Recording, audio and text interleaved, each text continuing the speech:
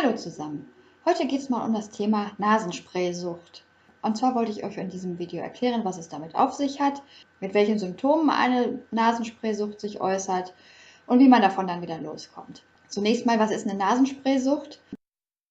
Wenn man das erste Mal hört, denkt man wahrscheinlich eher so bei Sucht automatisch an Alkohol und Drogen und fragt sich, was denn wohl der Kick sein könnte, sich mit Nasenspray voll zu dröhnen. Das hat aber nichts damit zu tun, dass die Leute, die danach süchtig sind, einen Kick sich davon holen, sondern die Sucht kommt dadurch, wenn man Nasenspray regelmäßig anwendet, zum Beispiel wenn man gerade einen schlimmen Schnupfen hat oder eine Hausstauballergie oder sonstige Allergie, dass die Nasenschleimhäute sich dann an diese regelmäßige Dosis an Nasenspray gewöhnen und dann automatisch immer zuschwellen, sobald diese Wirkung nachlässt. Das heißt, wenn ihr mal eine ganz schlimme Erkältung habt, vielleicht noch eine Nasennebenhöhlenentzündung, Ohrenschmerzen noch dazu, dann werden euch die Ärzte wahrscheinlich raten, Nasenspray zu nehmen, damit die Atemwege befreit werden und sich da nichts festsetzt, was ja auch richtig ist.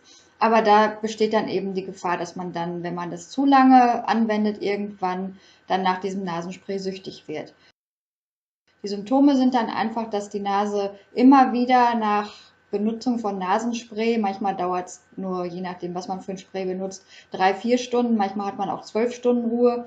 Aber über kurz oder lang passiert es halt immer wieder, dass die Nasenschleimhäute dann wieder zuschwellen und dass man dann nicht mehr durch die Nase atmen kann. Manchmal tritt es auch nur nachts auf und ist natürlich sehr unangenehm. Wenn man dann durch die Nase keine Luft mehr bekommt, dann muss man durch den Mund atmen. Da die Nase aber eben Staub oder sonstiges aus der Luft dann filtert, was wir beim Einatmen durch den Mund halt mit einatmen, ist das sehr unangenehm, auf Dauer nur durch den Mund zu atmen. Also sucht man dann wieder das Nasenspray als Lösung, um dann eben wieder durch die Nase atmen zu können, gerade nachts. Und das ist dann so ein Kreislauf, wo man dann einfach dann irgendwann nicht mehr rauskommt. Unangenehm ist es natürlich auch, weil man dann näselt, das heißt, mit zuer Nase redet man dann so. Und egal ob in der Schule, im Job oder im Studium, wenn man dann mit anderen Leuten redet und immer so näselnd nur unterwegs ist, denken viele ja auch, man hat die Nase einfach nicht geputzt. Das ist ja dann auch irgendwie unangenehm und peinlich. Vielleicht wird man sogar von dem einen oder anderen aufgefordert, man putzt dir doch mal die Nase, weil man das dann auch nicht gerne hört. Ist halt Und dadurch entsteht dann auch so ein bisschen so ein Schamgefühl, wo man dann versucht, diese Sucht so ein bisschen vor anderen zu verbergen. Aber eigentlich ist es nichts, wo man sich für schämen muss, weil es wirklich sehr, sehr schnell passieren kann. Man braucht nur 1-2 Wochen regelmäßig Nasenspray zu benutzen und dann kann man schon danach süchtig werden. So, wenn man jetzt so eine Nasenspray-Sucht hat, was macht man dann? Ich selber hatte mal eine, weil ich eine Hausstauballergie hatte. Da hat man ja auch so normale Schnupfensymptome. Die Nase setzt sich zu, die Nase läuft dauernd. Und da bin ich dann auch irgendwann in so eine Sucht reingekommen mit dem Nasenspray.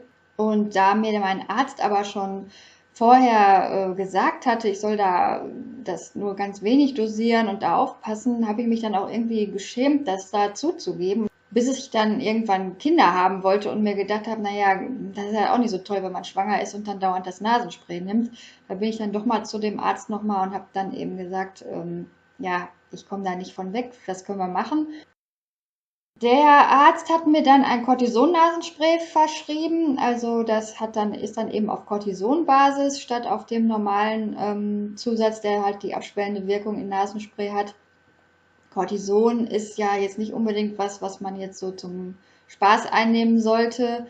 Das Spray kriegt man auch nur verschrieben und das kriegt man auch nur vom HNO-Arzt verschrieben. Also selbst die normalen Hausärzte dürfen einem das nicht verschreiben normalerweise. Aber da das Spray oder das Cortison in diesem Spray halt wirklich nur an Ort und Stelle in der Nase angewandt wird und nicht durch den ganzen Körper wandert, ist es entsprechend niedrig dosiert und nicht so gefährlich. Ich hatte jetzt das Glück, dass das Spray tatsächlich geholfen hat, dass ich dann, nachdem das alle war, gar kein Nasenspray mehr brauchte. Also nach dem Cortison-Nasenspray wird man dann halt nicht süchtig, es hat aber auch die gleiche abschwellende Wirkung und dann hat man halt Ruhe.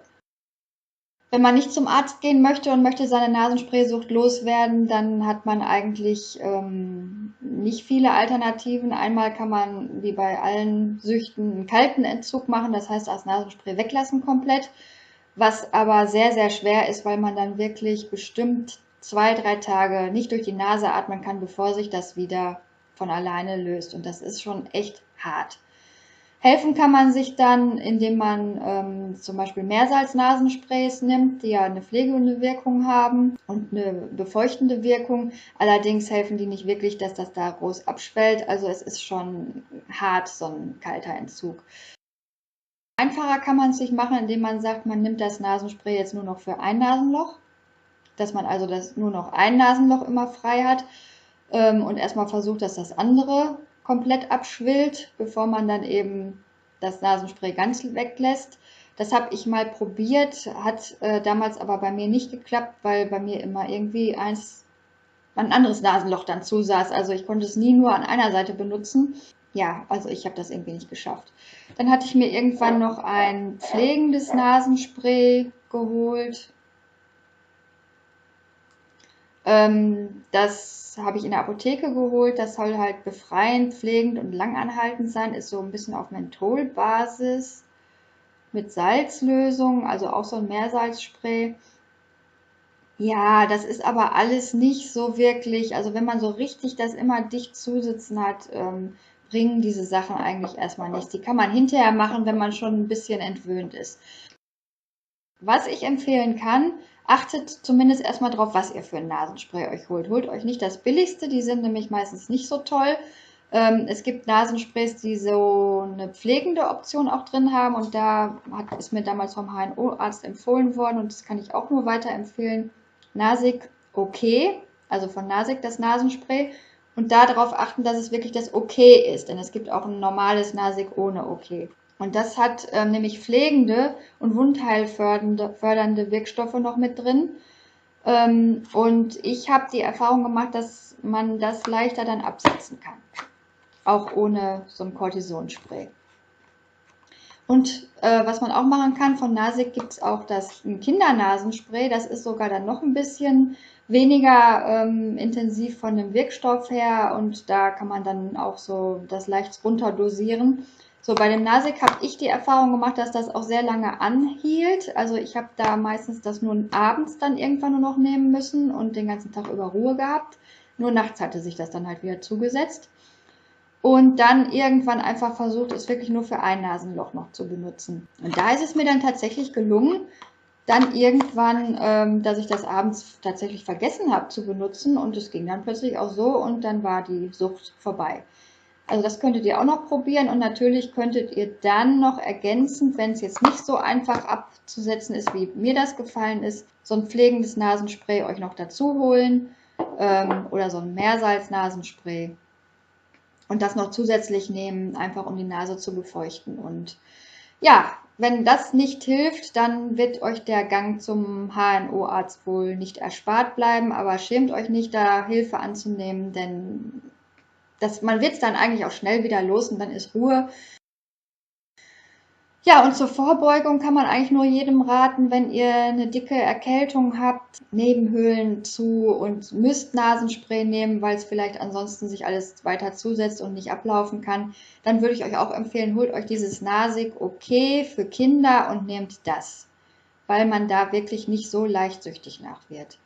Also da bitte nicht am Geld sparen, weil das Geld, was ihr am falschen Nasenspray investiert, das investiert ihr hinterher in die Sucht, weil ihr dann wirklich jeden Monat 1, 2 Fläschchen oder noch mehr euch zusätzlich immer wieder kaufen müsst. Das will man natürlich nicht und ist natürlich auch nicht gut für die Schleimhäute. Ja, dann wünsche ich euch allen, dass ihr gesund bleibt und nicht süchtig werdet nach Nasenspray. Gibt bessere Kicks. Okay, macht's gut. Tschüss.